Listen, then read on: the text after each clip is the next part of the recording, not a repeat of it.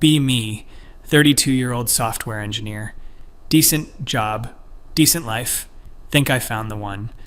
Meet Sarah at a mutual friend's dinner party 3 years ago. She's cute, works in HR at a tech startup. Seems normal enough. We hit it off talking about our favorite Netflix shows. Start dating, everything's going great for the first 6 months. She mentions she's a feminist. I'm like, cool, equal rights, makes sense. I consider myself pretty progressive too. Why wouldn't I support equality? Oh boy, I had no idea what I was in for. Fast forward to month 8 of dating. Sarah starts going to these workshops on weekends. Something about radical consent and dismantling patriarchal touching norms. I'm supportive because I'm not a caveman. Consent is obviously important. She comes home from one of these workshops with a weird look in her eye. That night, I go to give her a hug when she gets home from work like I always do. She literally holds up her hand like a traffic cop. Stop. We need to establish verbal consent protocols. Wat.jpg. She's dead serious. Explains that from now on, every single instance of physical contact needs explicit verbal consent. I'm thinking, okay, maybe she had a bad experience. I'll be understanding. Sure, Sarah, we can work on communication. She pulls out a literal binder. This woman has created a 47-page document on consent framework for intimate relationships. There are flowcharts. There are appendices. There is a glossary. She explains that she's created a tiered system for different types of physical contact. Tier 1, casual touch, hand on shoulder, brief hug, requires green light, safe word. Tier 2, extended touch, long hug, yuhao, holding hands, requires emerald wow word. Tier 3, intimate touch, kissing, cuddling, requires jade, mif word. Tier 4, sexual contact, requires forest, pf word, plus a verbal contract, read aloud. I'm sitting there holding this binder like it's a bomb. Sarah, isn't this a bit much? Her face goes red. So, you don't believe in consent? Oh shit, PNG. No, of course I do. I just think we already have good communication. Good communication isn't enough. The patriarchy has conditioned women to accept unwanted touch. But you've never said my touch was unwanted. That's not the point. It's about institutional power dynamics. I'm exhausted and just want to not fight. Agree to try her system. Biggest mistake of my life. The next morning, I wake up and instinctively put my arm around her. She shrieks. Actually shrieks like I'm attacking her. No consent. No consent was given. I'm barely awake, totally confused. She's already out of bed, standing in the corner of the room, breathing heavily.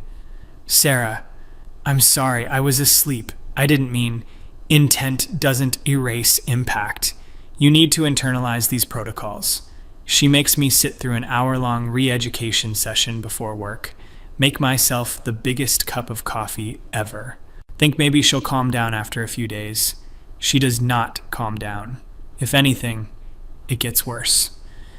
Week 2 of the consent protocols. We're watching TV on the couch, sitting like 2 feet apart. Might as well be in different zip codes. I want to hold my own girlfriend's hand. Hey, Sarah. Emerald? That's the safe word for holding hands. I remembered. She sighs deeply. I'm not in the emotional space for extended touch right now. We literally just sit there watching The Office in silence. This happens every night for a week. I'm starting to feel like I'm living with a roommate, not a girlfriend. Try to talk to her about it. Sarah, I feel like we're losing intimacy. Can we maybe modify the system? She starts crying. Not like gentle tears, full waterworks. I can't believe you're trying to pressure me into touch I'm not comfortable with. I'm not pressuring you, I'm just saying I miss being close to you. That's exactly what pressuring is. You're making me feel guilty. Can't. Win this argument. Don't even try. Month 3 of consent protocols. My buddy Dave asked me to grab beers. I need this so badly. Tell him what's been going on. He's looking at me like I've grown a second head. Bro, you need a safe word to hug your girlfriend? It's more complicated than that, Dave. No, it's not. That's insane. Get out of there. I love her, though. She's just going through something. Dave gives me the most pitying look I've ever seen. Whatever you say, man, but that's not normal. Go home that night. Sarah's in the living room with 3 of her workshop friends. They're all sitting in a circle doing some kind of weird exercise. One of them is crying while the others affirm her. I try to quietly go to the bedroom. Wait, Sarah calls out. Oh no, GGF. We're doing an exercise on male accountability. We need you to participate. Her friends are all looking at me with these intense stares. I'm tired. I've had 2 beers. I just want to sleep. Sarah, I've had a long... Duh. See, she says to her friends, this is classic avoidance behavior. They're all nodding like she's a professor, and they're taking notes. One of them, purple-haired girl named Max. Riley, she insisted on the MX pronunciation, speaks up. Do you realize that your refusal to engage in emotional labor is a form of violence? Excuse me, what? I'm not refusing, I'm just tired. I'll participate tomorrow. Sarah stands up, and I can see she's gearing up for a fight. You're always too tired to dismantle your privilege, too tired to do the work. Her friends are literally snapping their fingers in agreement. This is my life now, apparently. Fuck it. I'll play along if it means I can go to sleep. Sit down in the circle. For the next 2 hours, they take turns telling me about my problematic behaviors. Apparently, the way I load the dishwasher is patriarchal. I put the big plates in the back. The way I sit with my legs slightly apart is aggressive male posturing. The fact that I sometimes talk about sports with my coworkers is toxic masculinity. I apologize for things I didn't even know were problems. Finally, they leave at midnight. I'm mentally destroyed. Try to hug Sarah. Remember, I need consent. Jade, that's the cuddling one. I'm not in the space for that. Tonight was really triggering for me. Triggering for you? Sleep on the couch that night. Start to seriously reconsider this relationship. But then she has good days where she's almost like the girl I met. Those days keep me hooked. Month 5 of consent protocols. We haven't had sex in 2 months. Every time I try to initiate with the proper safe word, forest plus the verbal contract, she's not in the space. I'm going insane. Start working out more just to deal with the frustration. Sarah notices I'm getting in better shape, accuses me of trying to intimidate her with physical dominance. I'm literally just doing push-ups in the garage. Can't even exercise without it being a problem. One day I come home from work early. Hear Sarah on the phone in the bedroom. She's talking to her mom. Yeah, he's been really good about the protocols. I know it's a lot, but he needs to unlearn his conditioning. No, we still haven't. I'm just not attracted to him anymore. He's too compliant now. I know. Maybe I need someone with more backbone. Stand in the hallway feeling like I've been punched in the gut. So I follow all her rules and she's not attracted to me. But if I don't follow the rules, I'm a patriarch. Literally cannot win. That night, I try something different. She asks me to do the dishes, using her request framework, which requires me to verbally acknowledge and agree to the request. I just say, no, I'm tired. You can do them. Her eyes go wide. She's speechless for like 10 seconds. Excuse me? I said no, I'm tired. I'll do them tomorrow. She's turning red, getting ready to explode. But then something weird happens. She gets quiet, does the dishes herself, comes and sits next to me on the couch, closer than she's sat in weeks. You seem different today. I'm confused, but just roll with it. Yeah, just tired of overthinking everything. That night, she actually initiates contact, doesn't even use the safe word system. We have sex for the first time in 2 months. I'm so confused, but also relieved. Think maybe we're turning a corner? Nope. The next morning, she's back to the protocols. Last night was a mistake. I wasn't in the right headspace. We need to be more strict about the framework. She's now added new elements to the system. There's now a daily consent calendar. I have to fill out what types of touch I'm requesting for the next day. She reviews it each morning and approves or denies each request. This is my life. Month 7 of consent protocols. We're at her company's holiday party. She works in HR, remember? So half the people there are just like her. I'm standing alone by the punch bowl. One of her co-workers, Janet, comes up to me. Janet's normal, has a husband and kids. "Hey, how are you holding up?" she asks quietly. "What do you mean?"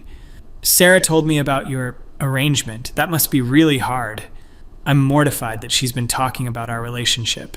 "It's fine, we're working through some things." Janet looks sad for me. "Listen, I've known Sarah for 3 years. She goes through phases. Last year she was into crystal healing and thought Wi-Fi was giving her headaches. Before that she was convinced she had celiac disease even though all her tests were negative. So you think this is just a phase?" "I think Sarah latches onto things that make her feel special and in control, and I think you're a good guy who deserves better." Don't know what to say to that. Sarah appears and literally gets between us. "Janet, can you not monopolize my partner's time?" Janet just walks away. Sarah turns to me, furious. "What were you two talking about?" "Nothing, just small talk. It looked very intimate. Did you give her the impression you were available?" "What?" "No, Sarah, she's married. That doesn't mean she wasn't flirting with you, and you were probably encouraging it." We leave the party early. She doesn't talk to me for 3 days. I'm in hell.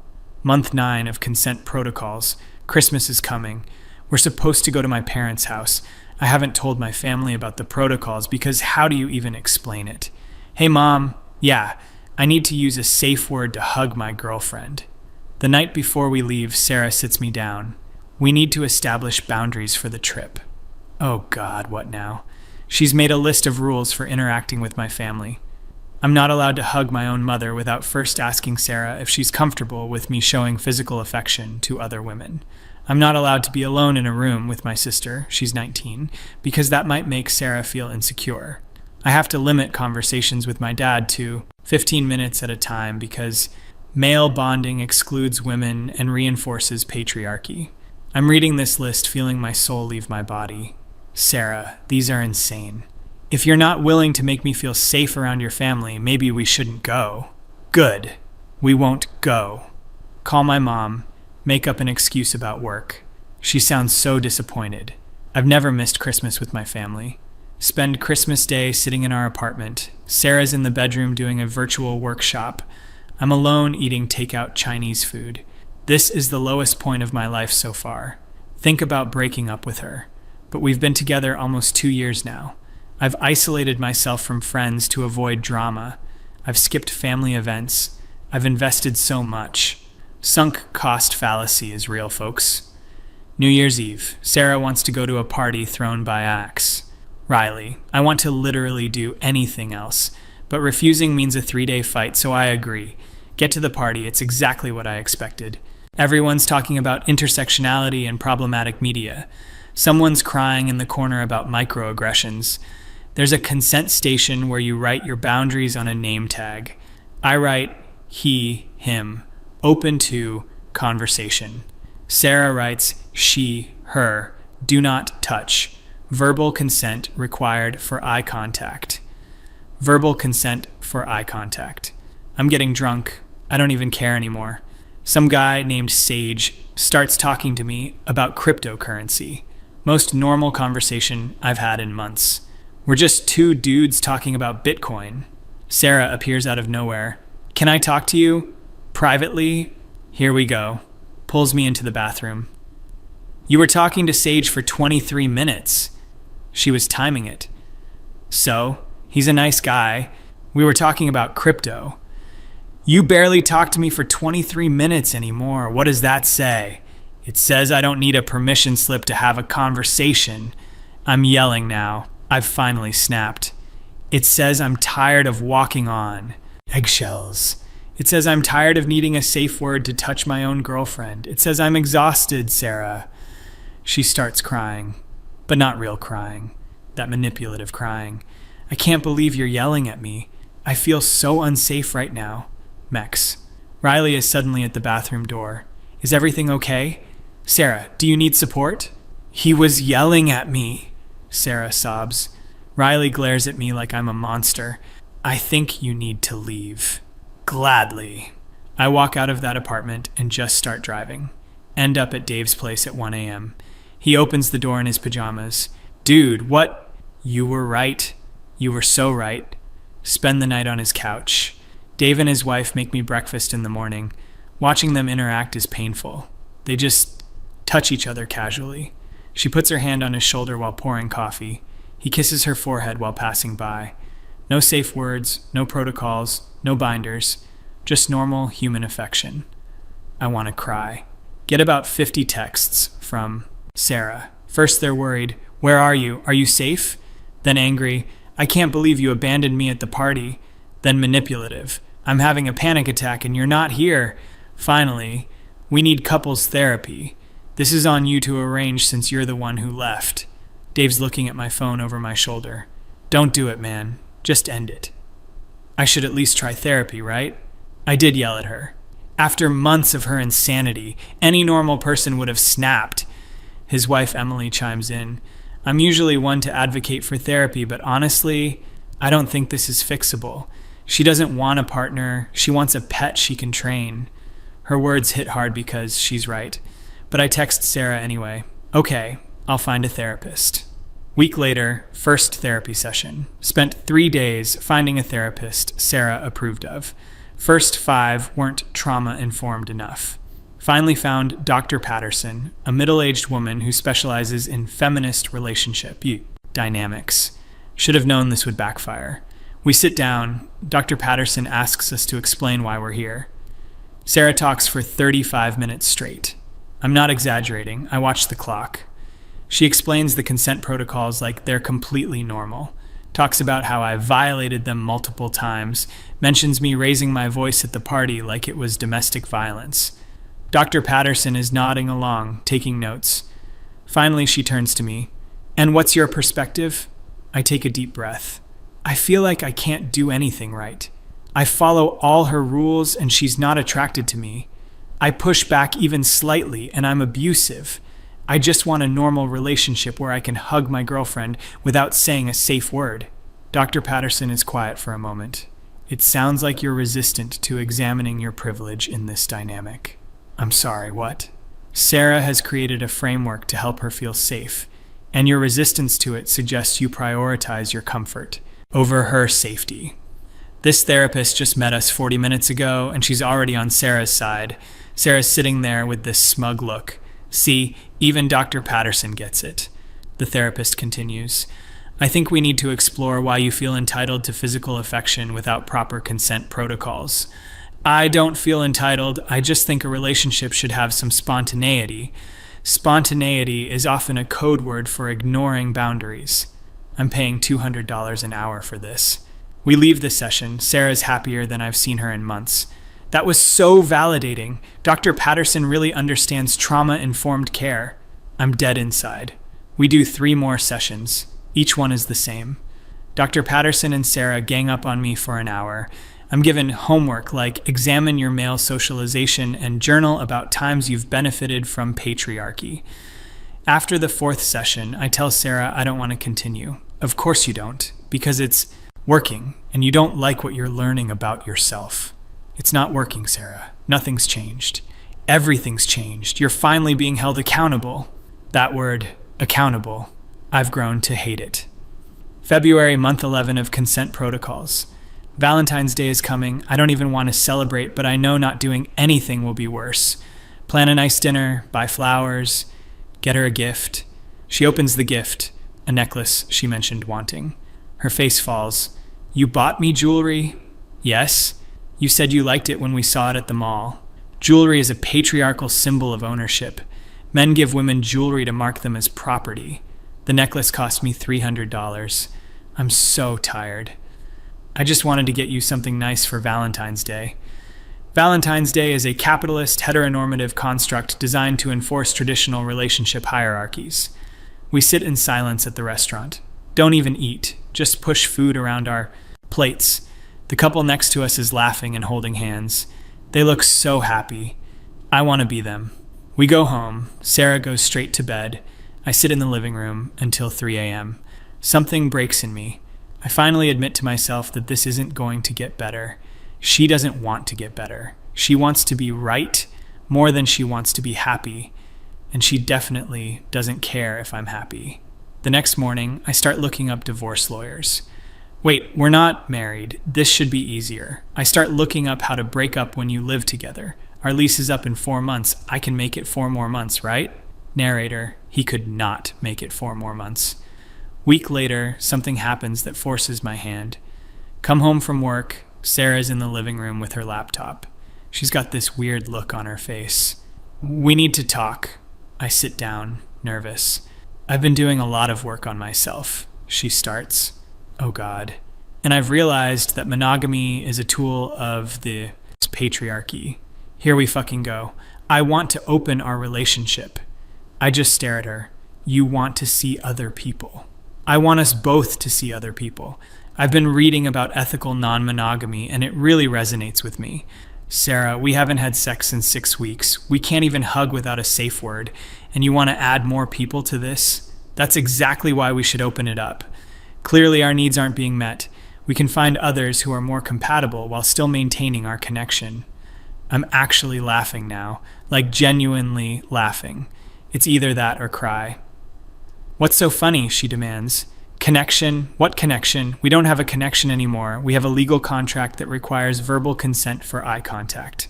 She stands up, angry now. I knew you wouldn't be evolved enough for this conversation. Evolved? You think this is about being evolved? Sarah, this is about you wanting to sleep with other people while keeping me around as your emotional punching bag. That is not... Yes, it is. Admit it. You're already interested in someone. Her face goes red. Bingo. There's a person in my workshop, MX River.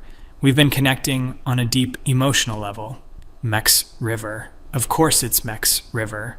I don't even know who that is, but it doesn't matter. They're all the same. So, what? You want my permission to sleep with Mex River? I don't need your permission. I'm an autonomous human being. I'm just being ethical by telling you. How kind of you. We stare at each other. 3 years together, and it's come to this. I want to break up, I say.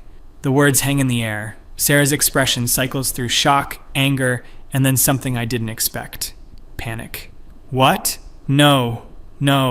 We just need to work through this. There's nothing to work through. This relationship is dead. It's been dead for months. She starts crying. Real crying this time. But I love you. We can fix this. I'll relax. Some of the protocols. Some of them? Sarah, they shouldn't exist in the first place. Don't leave me. Please, I'll change. We can go back to how things were. She's literally on her knees now. The same woman who needed a safe word for hugs is clutching at my legs. Sarah, stop. It's over. I'll sleep on the couch until we figure out the apartment situation. She's full on sobbing now. Part of me feels bad. Most of me feels relieved. The next few days are tense. Sarah oscillates between begging me to stay and screaming at me for abandoning her. She tells all her workshop friends. I start getting messages from people I've never met. MX. Riley, you're really going to leave her when she's at her most vulnerable? Typical male behavior. Someone named Star. I hope you know you're literally committing emotional violence. Mex River, the one she wanted to sleep with. She deserves so much better than you. I block all of them. Tell my boss I need to work from home for a while. Start apartment hunting. Find a decent 1-bedroom across town. It's smaller and more expensive, but I don't care. I need out. Tell Sarah I'm moving out at the end of the month. Not waiting for the lease to be up. I'll pay my half until then, but I can't stay. She threatens to sue me for what? I don't know. Then she threatens to hurt herself. I call her mom. Her mom, who I've met twice, sounds exhausted. She's doing this again. Again. This isn't the first time she's had a relationship end like this, her mom explains. She gets really into these phases, and she pushes people away. Then she falls apart when they leave. Why didn't you warn me? Would you have listened? You seemed happy at first. I hoped she'd grown out of it. Her mom agrees to come stay with Sarah for a few days. I feel slightly less guilty about leaving. Moving day comes. I've packed all my stuff. It's not much. We didn't really combine our lives that much. Guess the consent protocols prevented that too. Sarah's in the bedroom, won't come out. Her mom's there, helps me carry boxes. For what it's worth, her mom says, you lasted longer than the others, and you were kinder about leaving. Don't know how to respond to that. Drive to my new apartment, it's empty and quiet. I order pizza and eat it sitting on the floor. My phone won't stop buzzing. Sarah's sending walls of text. Then she's apologizing. Then she's angry again. Then she's listing all my faults. Then she's begging me to come back. I turn off my phone, eat my pizza in silence. It's the most peace I've felt in a year. Week later, I'm starting to feel human again. Bought a couch, hung up my posters, been hanging out with Dave again. He's just happy to have his friend back. You look better, man. Like you were looking actually sick there for a while. Realize I've lost 15 pounds from stress. Start eating properly again. Start sleeping normally. It's amazing what leaving a toxic relationship will do. Get a message from Janet, Sarah's coworker. Hey, I heard what happened. Good for you for getting out. Want to grab coffee sometime? We meet up. She's genuinely nice. Tells me more about Sarah's history. Apparently she did this same thing to her ex before me. Created elaborate rules and systems, pushed him away, then fell apart when he left. She's not a bad person, Janet says. She's just deeply insecure and copes with it by trying to control everything. That doesn't excuse what she did. No, it doesn't. I just thought you should know that it wasn't about you. That actually helps. Been blaming myself, wondering if I was the problem. Month after the breakup. I'm doing okay. Been on a few dates. Nothing serious, just remembering what it's like to interact with normal people. Went on a date with a girl named Amy. We're at dinner, conversations flowing. She laughs and touches my arm while telling a story. I don't flinch. I don't ask for a safe word. I just exist in the moment. It feels revolutionary. She notices me smiling. What? Nothing. Just thank you for being normal. That's a low bar, she laughs. You'd be surprised. Get a text from an unknown number. It's Sarah, from a new number since I blocked her old one. I saw on Instagram you're dating someone. Already? After everything we had? How did she find my Instagram? I made it private. Realize one of my friends must still follow her. Doesn't matter. I don't respond. She sends another message. You're going to do the same thing to her. You're going to make her feel unsafe and leave when she tries to establish boundaries. That's who you are. This would have destroyed me 2 months ago. Now I just feel sad for her. Block the new number. Delete Instagram for good measure. 2 months after breakup. Running into people who know Sarah. They've heard her side of the story. In her version, I was controlling and abusive. I refused to respect her boundaries. I yelled at her constantly. I isolated her from her friends. It's all lies, but I don't have the energy to fight it. Dave wants to confront her. Bro, she's telling people you were abusive. You can't let that stand. What am I going to do, Dave? Post a rebuttal on Facebook? Get into arguments with people who've already made up their minds? So you just let her trash your name? The people who matter know the truth. Everyone else, fuck 'em. He's not happy, but he respects it. Honestly, I just want to move on. 3 months after breakup. I'm seeing Amy regularly now. It's not serious yet, but it's nice. She's a graphic designer, funny, emotionally stable. We're watching a movie at my place. She cuddles up next to me without asking. Just naturally, like a normal human being. I put my arm around her. No safe word needed, no protocol, no binder. Just two people enjoying each other's company. She looks up at me. You okay? You seem tense. Yeah, sorry, just not used to this being easy. What being easy? This. Just being close to someone without it being complicated. She sits up, concerned. Your ex really did a number on you, huh? I've told her bits and pieces. Yeah, but I'm getting better. She kisses me. Soft, sweet, uncomplicated. Take your time, she says. Nearly cry from the kindness. 4 months after breakup. Get an email from Sarah. Subject line, I'm sorry. Debate whether to even open it. Curiosity wins. It's long, rambling. She's been in real therapy, her words. Not the feminist one who validated everything, but an actual therapist who's calling her out. She's been diagnosed with borderline personality disorder and severe anxiety. She's on medication now. She's sorry for how she treated me. She understands now that the protocols were about her need for control, not actual safety. She hopes I'm happy. She's working on herself. Won't bother me again. I read it 3 times. Part of me wants to respond, wants to say thank you, or I'm glad you're getting help, or I hope you find peace. But I know that any response opens a door, and that door needs to stay closed. I delete the email, feel a weird mix of sadness and relief. She's getting help, that's good, but she's not my responsibility anymore. 6 months after breakup. Dave's having a BBQ. I'm actually excited about social events again. Amy's coming with me. We're in a good place, talking about making it official. Get to Dave's, there's like 20 people there. Music, beer, burgers on the grill. Dave pulls me aside. So, don't freak out, but Emily invited Janet, and Janet mentioned she might bring Sarah. My stomach drops. What? Why? They're friends. Emily didn't think it through. I told her not to, but you know how she is about including everyone. Is Sarah here? Not yet. Look, if she shows up and you want to leave, we leave. Bros before, whatever. Appreciate him, but decide to stay. I'm not running anymore. About an hour later, Sarah shows up. She looks different, hair shorter, dressed more casually. Looks healthier, actually. She sees me, freezes. I nod at her. She nods back. We don't approach each other. It's incredibly awkward. Amy notices. Is that her? Yeah. Want to leave? No. I'm good. We're good. We stay. I make a point of not looking in Sarah's direction. Focus on having fun with my friends. At one point, I'm laughing at one of Dave's dumb jokes. I glance over and Sarah's watching me. She looks sad, but also accepting.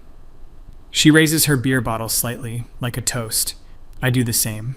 It's closure, I guess, as much as we're going to get. She leaves about an hour later, doesn't say goodbye to me specifically. I breathe easier when she's gone. Emily apologizes profusely. I'm so sorry. I didn't think...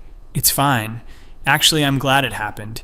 Now I know I can be in the same space as her and be okay. Amy squeezes my hand. Yeah, I'm okay.